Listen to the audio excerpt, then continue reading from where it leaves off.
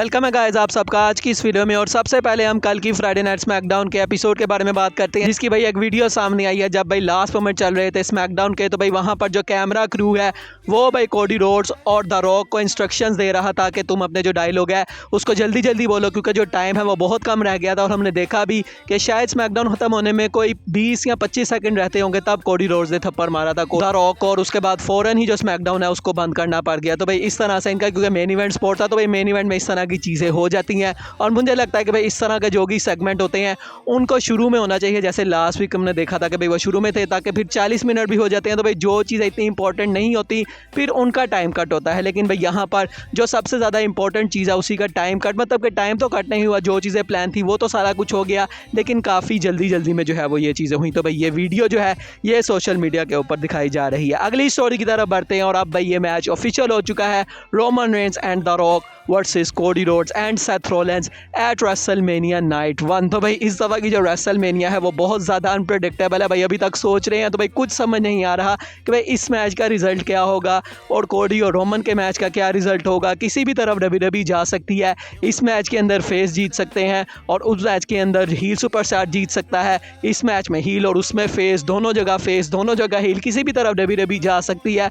तो भाई अब देखेंगे कि किस तरफ डब्ल्यूडब्ल्यूई जाती है और भाई कौन से दो विनर्स निकलते हैं इन दो मैचेस के। और भाई जो भी नाइट 1 पे विनर निकलेगा उसका क्या इंपैक्ट पड़ेगा नाइट 2 के ऊपर, वो भी देखने में काफ़ी ज़्यादा मज़ा आएगा। अगली स्टोरी की तरफ बढ़ते हैं और भाई हमने देखा कल के कोडी रोड्स और सेथ रॉलिंस दोनों भाई ऑडियंस में से आए थे। और भाई सेथ रॉलिंस यहाँ पर ना सिर्फ ऑडियंस में से आए बल्कि उन्होंने अपने मुंह के ऊपर टेप लगाई हुई थी। भाई ये शायद यहाँ पर वो द रॉक को मैसेज डिलीवर कर रहे थे कि भाई तूने इतनी लंबी वीडियो डाली थी, तो भाई वो यहाँ पर उनके मुंह को शट करवाने आए थे कि भाई तू अपनी बकवास जो है वो बंद कर ले, तू जब से आया है तू बहुत ज़्यादा बोल रहा है। और इसीलिए वो टेप लगा के आए थे मुंह के ऊपर कि भाई ये जो बंदा है ये बहुत ज़्यादा बकवास करता है, तो भाई इसका मैं मुंह बंद करने के लिए आया हूँ। तो भाई ये भी जो सेथ रॉलिंस की चीज़ है मुझे भाई काफ़ी ज़्यादा ये बढ़िया लगी। और वैसे भी कल जो उन्होंने फेस ऑफ किया था भाई सेथ रॉलिंस ने द रॉक के साथ, भाई उसको देख के मैं तो सेथ रॉलिंस का और भी बड़ा फ़ैन बन गया। और कोडी रोड्स ने जो किया थप्पड़ के अलावा पूरे प्रोमो में, मुझे भाई कोडी रोड्स का वो करैक्टर जो है वो नहीं चाहिए। मुझे चाहिए कि भाई उनके अंदर एग्रेशन चाहिए कि भाई वो कुछ सोचे ही ना, कुछ समझे ही ना, किसी के कुछ कहने का वेट ना करें, बल्कि वो फ़ौरन जाते ही अटैक कर दें जब भी उनका मैच हो रेसलमेनिया नाइट 1 में और नाइट 2 में। तो भाई मैं उस तरह का कोडी रोड्स आगे एक्सपेक्ट कर रहा हूँ कि शायद भाई डब्ल्यूडब्ल्यूई वो वाली साइड हमें दिखा सकती है कोडी रोड्स की। अगली स्टोरी की तरफ बढ़ते हैं और भाई ये CM पंक से जुड़ी है। तो भाई जैसा कि हम सबको पता है कि भाई ये रोमन कोडी की स्टोरी की वजह से जो सेथ रॉलिंस और ड्रू मैकिंटायर का मैच है वो भाई थोड़ा सा कह लें कि भाई उसकी जो लाइमलाइट है वो कम हो गई है। तो भाई ऐसे में उसको भी ऊपर लाने के लिए एक चीज़ है जो कि डब्ल्यूडब्ल्यूई कर सकती है। तो हम देख रहे हैं कि भाई अभी तक जो ड्रू मैकिंटायर है वो CM पंक की जान नहीं छोड़े, जबकि CM पंक भाई डब्ल्यूडब्ल्यूई से अभी गए हुए हैं और अभी वो काफ़ी देर के बाद आएंगे। लेकिन भाई ये सारी चीज़ें हो सकता है इसीलिए की जा रही हो कि भाई शायद डब्ल्यूडब्ल्यूई CM पंक को किसी तरह से रेसलमेनिया के अंदर लेके आए, जिस तरह हमने रेसलमेनिया के किक ऑफ में भी देखा था कि वहाँ पर वो पैनलिस्ट आए थे। तो भाई यहाँ पर वो सिर्फ पैनलिस्ट नहीं बल्कि कुछ और काम भी कर सकते हैं, मे भी वो कमेंट्री करेंगे। ये भी हो सकता है कि डब्ल्यूडब्ल्यूई ड्रू मैकिंटायर और सेथ रॉलिंस के मैच में CM पंक को एक स्पेशल गेस्ट रेफरी बना दे। और भाई इससे जो ये मैच है इसकी भी जो हाइप है वो बहुत ज़्यादा हो जाएगी। ड्रू मैकिंटायर जो कि भाई इतना टीज़ कर रहे हैं CM पंक को, और दूसरी तरफ होंगे सेथ रॉलिंस जिनकी फ्यूड चल रही थी CM पंक के साथ, और वैसे भी सेथ उनके बारे में कुछ भी अच्छा नहीं बोलते। तो भाई ऐसे में अगर CM पंक को इस मैच के अंदर गेस्ट रेफरी के तौर पे डाल दिया जाता है तो भाई इस मैच की भी जो अनप्रेडिक्टेबिलिटी है वो बढ़ जाएगी कि CM पंक किस साइड के ऊपर जाएंगे और किस सुपरस्टार को वो जितवाएंगे। तो भाई इस मैच के अंदर भी मुझे लगता है कि भाई ये इस तरह का कोई स्पार्क डालने के लिए अगर CM पंक का तड़का लग जाता है और अगर वो रेफरी बन जाते हैं तो मुझे लगता है कि भाई इस मैच की भी जो एक्साइटमेंट है वो काफ़ी ज़्यादा हो जाएगी। तो भाई मैं तो उम्मीद कर रहा हूँ कि भाई डब्ल्यूडब्ल्यूई को इस तरफ ज़रूर जाना चाहिए। अगली स्टोरी की तरफ बढ़ते हैं और भाई 2 दिन पहले डोमिनिक मिस्टीरियो की वेडिंग थी और भाई वेडिंग के ऊपर एक काफ़ी फ़नी इंसिडेंट आया कि भाई वेडिंग के ऊपर जब उन्होंने माइक पकड़ा और वो कुछ बोलने लगे थे तो भाई उनकी अपनी वेडिंग के ऊपर भी उनको बूज़ मिल रही थी वहाँ लोगों से। और भाई यहाँ नॉर्मली जब वो डब्ल्यूडब्ल्यूई में आते हैं तो भाई तब तो वो सीरियस होते हैं क्योंकि भाई वो उनका करैक्टर है, लेकिन भाई उनकी जब शादी के ऊपर उनके साथ ये चीज़ हुई और लोगों ने उनको बू किया, भाई वो भी आगे से हंस रहे थे कि भाई मेरा डब्ल्यूडब्ल्यूई का करैक्टर और भाई उसकी वजह से मेरी रियल लाइफ में भी चीज़ें जो है उसको इम्पैक्ट किया जा रहा है और भाई उनको यहाँ पर बू मिलती है। और मैंने एक ये भी चीज़ नोटिस की कि भाई मैंने जितनी भी पिक्चर्स वगैरह वीडियो देखी है कहीं पर भी मुझे रे मिस्टीरियो जो है वो नज़र नहीं आई। तो भाई ये भी चीज़ डब्ल्यूडब्ल्यूई को जो मतलब KFA है भाई उसको अलाइव रखने के लिए की गई कि जो रे मिस्टीरियो हैं उनको कहीं पर भी फीचर नहीं किया गया, लेकिन भाई ऑब्वियसली वो शादी पर आए तो ज़रूर होंगे भाई उनके फादर हैं। लेकिन भाई ये भी चीज़ मुझे काफ़ी ज़्यादा मज़ेदार लगी। अगली स्टोरी की तरफ बढ़ते हैं और भाई क्या कोडी रोड्स वो चीज़ कर पाएंगे जो कि अभी तक कोई नहीं कर पाए, क्योंकि भाई ये जो रोमन की पूरी रेन रही है इसके अंदर बहुत ज़्यादा ऐसे सुपरस्टार आए हैं कि भाई जब वो आए तो हमने कहा कि भाई हाँ ये बंदा तो अब जीत ही जाएगा। जैसे हमने भाई जॉन सीना आए, हमने कहा भाई उसको 17वीं दफ़ा चैंपियनशिप जीतने की ज़रूरत है, तो भाई वो तो हरा ही देगा। उसके अलावा जे उसो की हमने बात की कि हाँ उसने तो रोमन को पिन कर दिया था, तो वह समर स्लैम के अंदर भी हरा देगा। ब्रॉक लेसनर के बारे में हमने बात की, तो भाई हमने हमेशा कहा कि भाई ब्रॉक के साथ हमेशा रोमन की काफ़ी टफ फाइट रहती है और मल्टीपल टाइम ब्रॉक उनको हरा भी चुके थे। तो हमने तब भी कहा कि भाई हाँ शायद जो रोमन है वो उस मैच को हार जाएगा।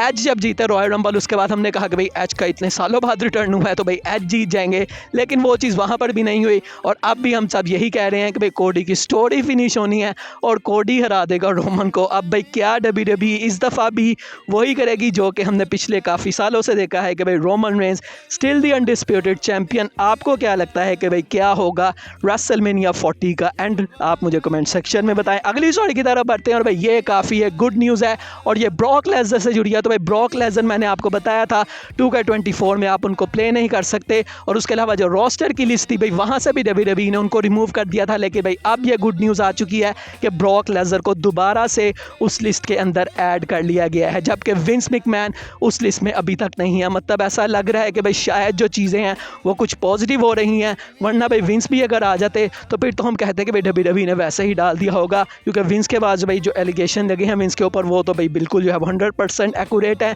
लेकिन ब्रॉक की अभी एश्योरिटी नहीं है। तो भाई ऐसे हालत में ब्रॉक लेसनर का वापस आना इस लिस्ट के अंदर ये भाई काफ़ी एक बड़ी जो है वो खुशखबरी है।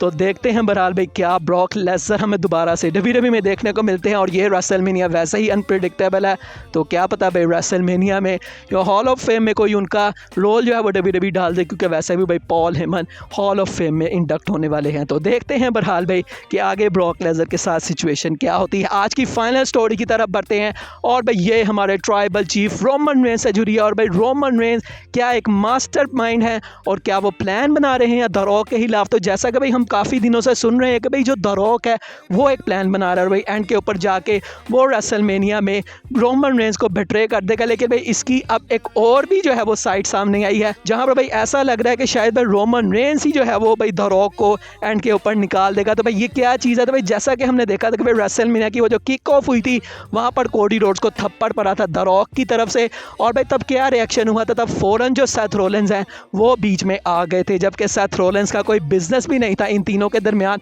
लेकिन भाई सेथ रोलेंस तब भी आ गए थे कि तूने किस तरह से जो कोडी है उसको मारा, जबकि भाई इन दोनों का कोई फैमिली रिलेशन भी नहीं है। लेकिन भाई अगर हम दूसरी तरफ देखें तो भाई जब स्मैकडाउन के एपिसोड में कोडी रोड्स ने द रॉक को थप्पड़ मारा तो भाई वहाँ पर जो रोमन रेंस हैं वो ज़रा से भी आगे नहीं आए, बल्कि जो वीडियो हम देख रहे हैं जो कि स्मैकडाउन के बाद की है, और क्योंकि स्मैकडाउन तो फ़ौरन ही खत्म हो गई थी, तो भाई रोमन रेंस जैसे उनको थप्पड़ पड़ा उसके कोई 10 सेकंड के बाद उन्होंने अपनी टाइटल जो है वो रिंग के अंदर फेंकी और भाई वो बाहर जाने की तैयारी करने लग गए। मतलब उनको कोई भी फ़र्क नहीं पड़ा कि द रॉक को थप्पड़ पड़ा, जबकि वो उनकी फैमिली और इतनी भाई ये दोनों बात करते हैं कि हम फैमिली हैं, हम ये हैं, हम वो हैं।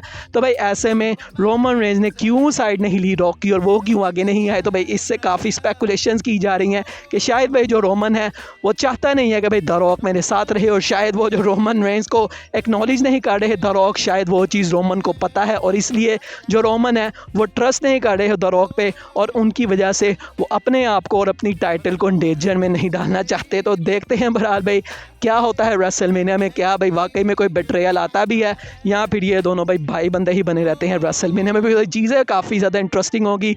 WrestleMania 40 is a must watch show. बाकी आज की वीडियो यही तक थी, अच्छी लगी हो तो लाइक कीजिएगा, चैनल को सब्सक्राइब कीजिएगा। मिलेंगे नेक्स्ट वीडियो में, तब तक के लिए अल्लाह हाफिज़।